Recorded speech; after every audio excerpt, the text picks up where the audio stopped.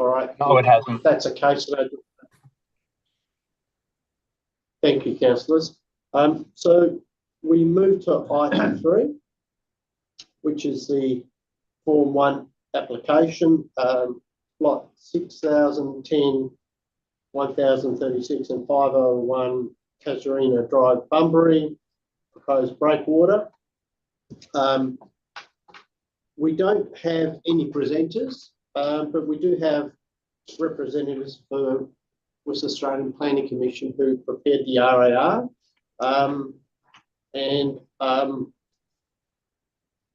Kim, are you the right person to answer questions? Yes, that's correct. Yeah. Kim, before we do that, I know there's no presentation, but did you want to make any overall comments about the application? The only thing is it did start off being assessed by the City of Bunbury, and then due to an anomaly with the initial checking, it transferred fairly late to the WAPC to determine it. But we worked closely with the City of Bunbury officers to transfer the application across and deal with all the submissions and schedules. So it was all done quite smoothly. All right, thank you. Members, any questions you'd like to put to Kim Massey? Jackie?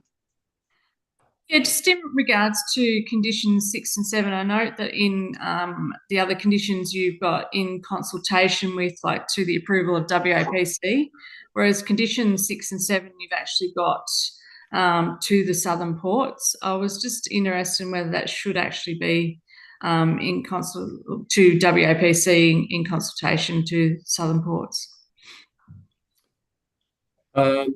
That's a fair question. Those specific conditions were developed in consultation with Southern Ports to ensure that their access to the port and everything else was maintained. So that could be changed, but it's specifically to deal with the actual assessment through the Southern Ports. Okay, thank you. I think that probably needs to be changed because they are a third party, I guess, to the application. Thank you. Members, any further questions? If not, thank you. We will go to the action item. Is someone prepared to move the motion in the RAR? Councillor Andrew, a seconder for the motion. Councillor Brown. Councillor Andrew, did you want to talk to the motion? No, thank you, Mr. Chair.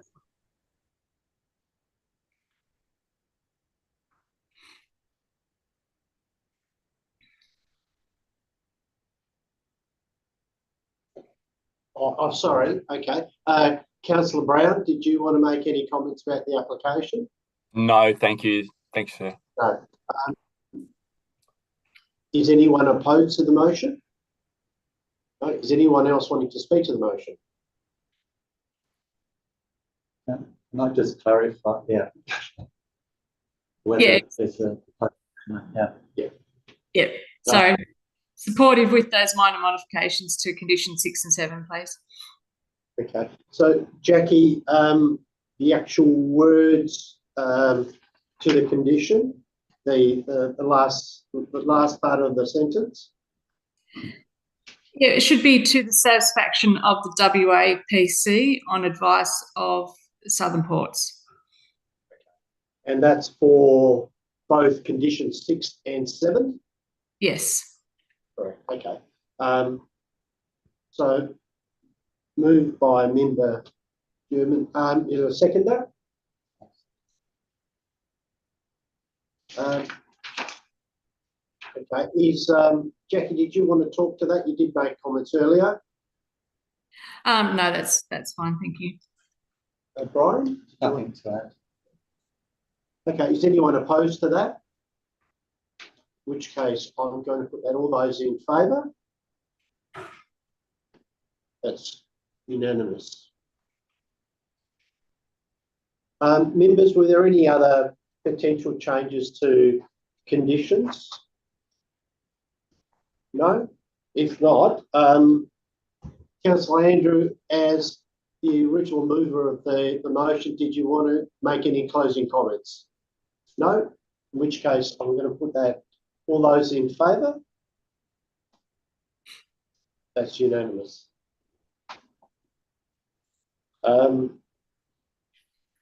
Just closing off part B, item 4 is Form 2 applications. We have nil. Item 5, Section 31, SAT reconsiderations.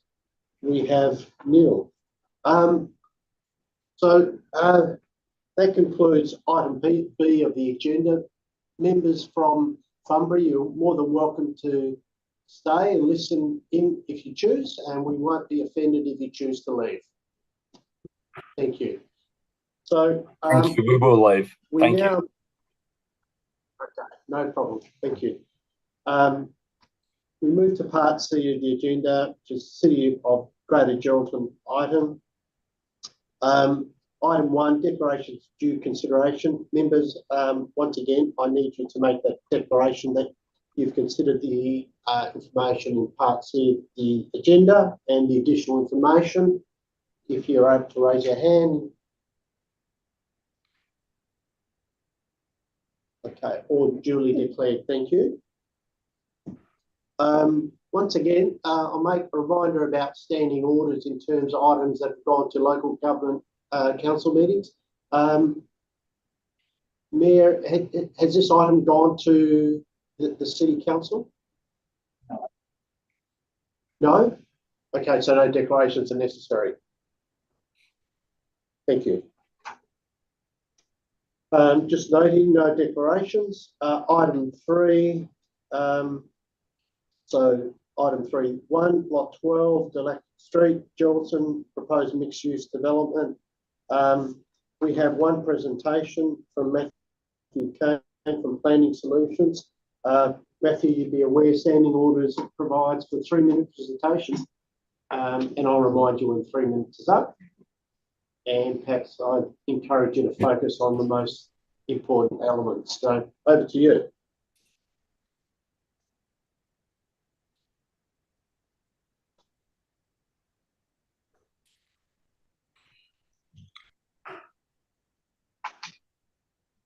Thank you, Simon. Sorry for my technical issues there. Thank you. Good morning. My name is Matt, Planning Solutions. We act on behalf of the landowner and also in association with Architects Marine. I'm joined by the project this morning. I know you've received my deputation, so I'll make my comments relatively brief. Per my submission, very pleased to receive the recommendation of conditional approval. And we've worked tirelessly to try to get this to a point where it's in a position to be recommended for support by the city. Just take this opportunity briefly just to thank the city's officers for their assessment reporting on the application, Narrative Ground in particular, and the readiness of the team there to work collaboratively with us to achieve a supportive position has been terrific. In working through the assessment, we're also given the opportunity to do draft conditions prior to the RDAP. I think it's quite rare that us maybe sit at a DAP meeting and say I have no concerns with the conditions raised, because we've been able to consider those matters and request modifications which were supported by the city. In short, the proposal was a 4-storey mixed-use development with a range of commercial uses, but also residential and short-stay accommodation in one site, as well as providing associated facilities and amenities. We consider that this form of development is very welcome to the mixed-use precincts, particularly a growing regional city such as Geraldton. In terms of the scale and the development itself, it's considered the existing properties, but also the desired future scale and context of development within the area based on the city's local planning framework.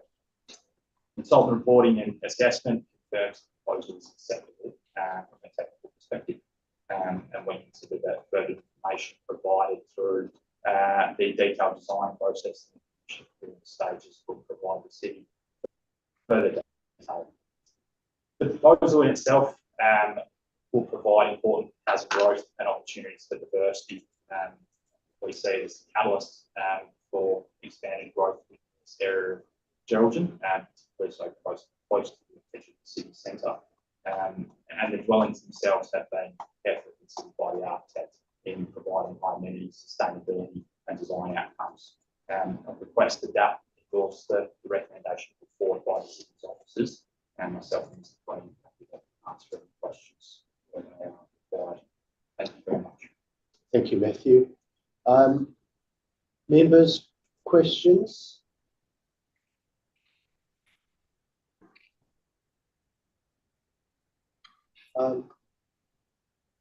No questions? Okay. Thank you, Matthew, for the presentation. We'll now go to the city's officers, and got Narita and Ryan, is that correct? Yes. Narita and Ryan. Yes. We also have you as well. Okay, no, thank you. Did the city officers want to make any sort of general comments about the application? Yes, thank you, Chair. Firstly, just to acknowledge and recognise my team in the thorough assessment and comprehensive report that's been presented to you today, and to acknowledge and recognise the collaborative work with the applicant. So it's been a good process, and we're really pleased to present the report to you today, recommending approval of the conditions. I'm happy to take any questions. Okay, thank you. Members, were there questions of the city's officers? Mr. Curtis? If I may, firstly, just commend the officers in the thoroughness of the interrogation of this proposal and the work that's gone into getting this outcome. I've got a question really about the context, and it's really just to help my understanding. This area zoned R80 mixed use. I saw obviously references to the houses that adjoin this application on the south. I saw very little reference to what's going on to the north, except I think a reference to contamination. So I just would like a bit of clarification on the context. Are we to expect that this development will sit in surrounds of similar types of development? I saw that there's a reserve to the south that's landlocked. Can you just clarify, particularly what's going to happen to the north, whether there's any reason why this can't sit with a similar development?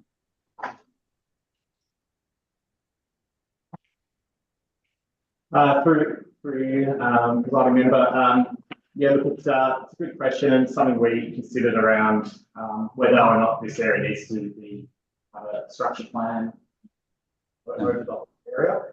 I suppose we felt in the assessment that the land to the north is sufficiently large enough to be a development considered in its own right, and it is zoned mixed use, which gives an RA, which gives a lot of flexibility in what can occur on that site.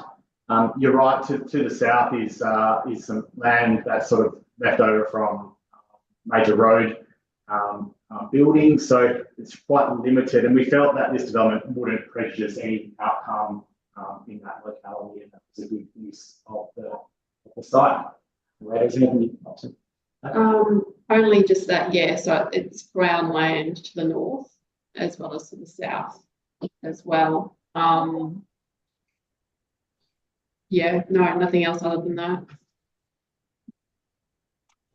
If I may, thank you for that, because it did occur to me whether or not a structure plan might be needed here.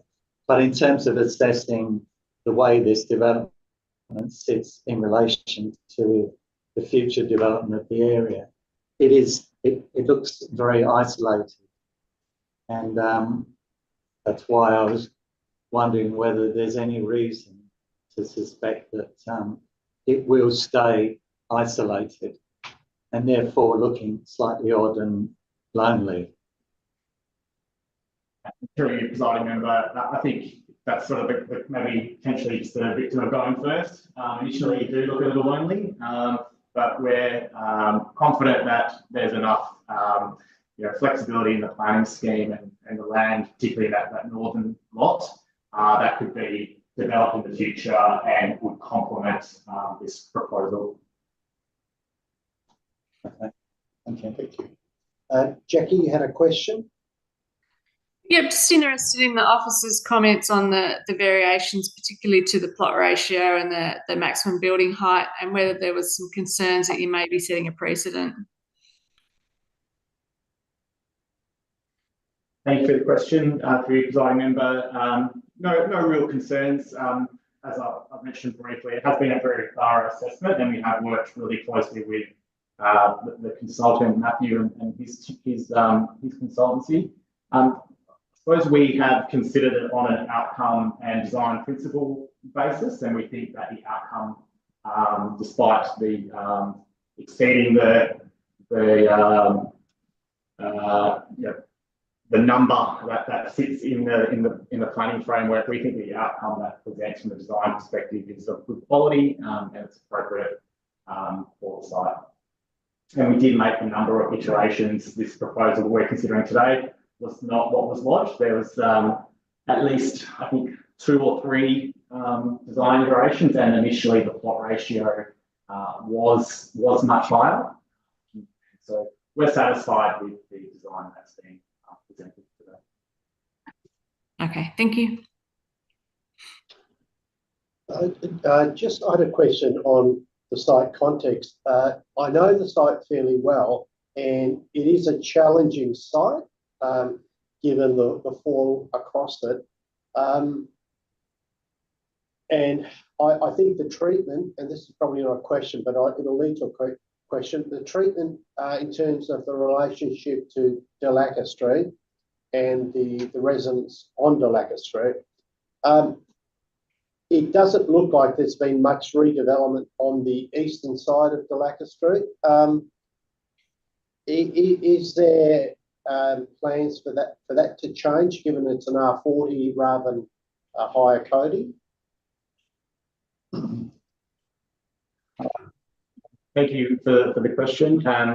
There's no current plans to change the R coding or the zoning on the eastern side of Delaca Street. We see some incremental redevelopments immediately opposite the site. There's a group dwelling development which is at or close to that R40 density code. We've seen sort of a general uptake in sort of renovation and infill development, and we expect that sort of to continue this area. And at this time and for the foreseeable future, we think that's appropriate. I will acknowledge that we do intend to review our planning scheme in 12 months' time. It's sort of programmed into our business planning, and that'll look at everything and any zoning considerations will be considered as part of that process. Thank you. The only other question I had was about traffic generation, and obviously there's a traffic impact assessment being undertaken, which concludes a moderate increase. I think the figure was around 100 during peak hours. Does the council propose to do anything in terms of Delaca to obviously accommodate future development? As Mr. Curtis indicated, potentially that precinct will have redevelopment opportunity. Are there plans for the treatment of the road? Yeah, good question, thank you. At this stage, there is capacity in the road network to accommodate this development, as well as some incremental development in the area. And I do agree that further development in the area would need to consider potential road changes. However, in this case, there's a condition around footpath to improve the cycling and walking capacity in the area, which I think is a positive move, so that we're not just relying on people driving their car. Thank you. Mr. That's Curtis? fine. Just one more. I saw in the RAR that there was some subsequent later discussions around clarifying the car parking requirements in the floor area that needs to relate to that. And the applicant has proposed car stackers. I just wondered if you have any policy or position with regard to car stackers, the use of them, and also whether you considered the likelihood of those being used when you've got an isolated site where there may be simpler options for people to park somewhere else rather than use the car stacker. We don't have a built-up urban area that development's in. Yeah, thank you for the question. It's something that we did consider very deeply, and you know, I suppose we embrace the innovation that's being presented, particularly in the way that the car stackers are designed so that two interdependent vehicles could access the car stacker at once, and that's due to having that sort of recessed component to it. Because of that, cars are able to be, two cars are able to park there, and you don't have to be of the same household. So no car will be locked in if it was a sort of conventional hoist type arrangement. So we are really happy with the design. We think it makes good use of available space. I also acknowledge that not every car bay space is a stacker. So there's only a portion of them, and so it's not the majority of car bays that are stackers. There's not necessarily a lot of there's no on-street car parking available, so it's something we worked with the applicant to make sure that there was sufficient car parking on site, because if you arrive to this site by car, we wanted to make sure there was enough car parking on site, and because there are permanent residents, short stay accommodation and commercial floor space, that's something that we worked very closely with the applicant on. And so, yeah, we acknowledged the first car stacking development that we've had in the city. We don't have a specific policy on it, but it's something that we've looked really closely at and satisfied with. Members, any other? Jackie? So just one last one. You have a condition about a travel plan. I notice you've got a local planning policy on that as well. Do you feel that will change the car parking requirements or reduce, or I'm just interested in this sort of the background of that one. Thank you. Yes, so we do have the travel plan, local planning policy, and there are other requirements in our local planning scheme that require a travel plan, hence the condition regarding that. With regards to car parking, I don't feel in this instance it would necessarily reduce the amount that should be provided, given the context of the development, and it is, as has been discussed, a little bit isolated, and there is no parking surrounding the area. It is predominantly residential, to the east and to the north.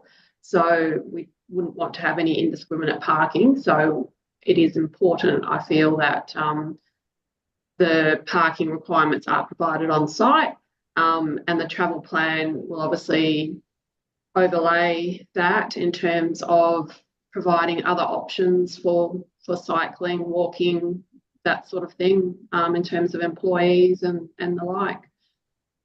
If I could add, the idea of the travel plan is to really complement the car parking. The car parking becomes a natural focus for development assessment, and the travel plan is seeking to add value to make sure that alternative forms of transport can be accommodated.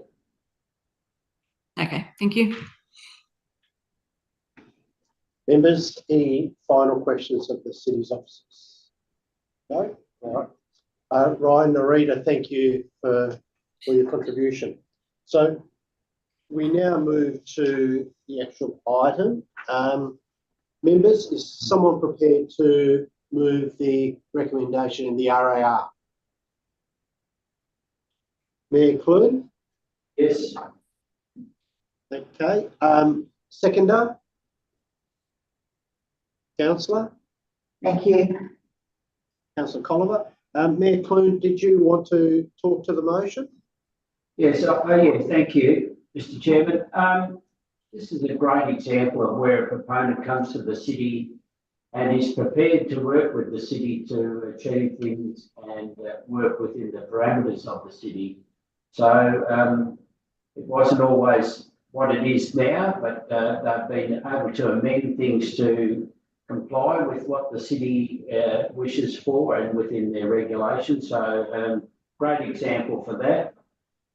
It'll be a great investment for the city if it does come to town. And I noticed the panel member suggested it is a little bit out in the sticks or on its own, but if anyone can see the colour of my hair, you can see I have been around a long time, and it was a former motel site many years ago, and a very popular one, building suffered to the ravages of time. So this will be a unique development if it comes to the city, and a very exciting one. So yeah, seek your support.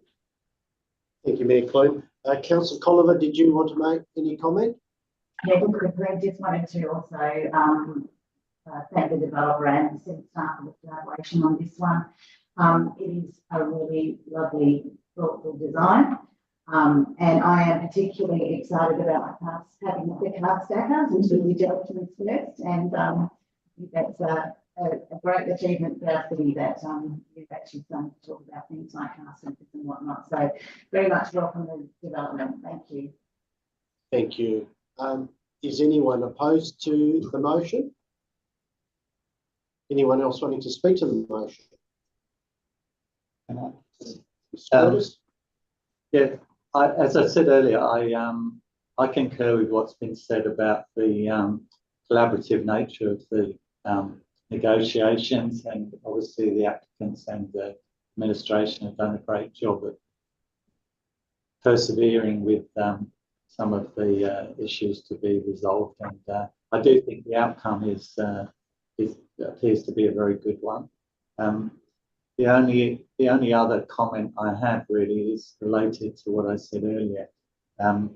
There's a lot of changes in level here in this area, and a number of challenges for achieving a comprehensive redevelopment of this R80 area. So I would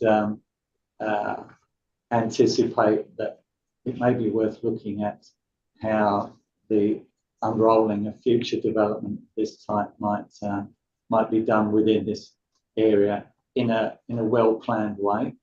But I'm very supportive of the outcome as it stands on this one. Thank you, Mr. Curtis. I'll also be supporting the motion. I think in terms of the planning framework, it complies. The mixed-use zoning is appropriate. It obviously complies with the coding.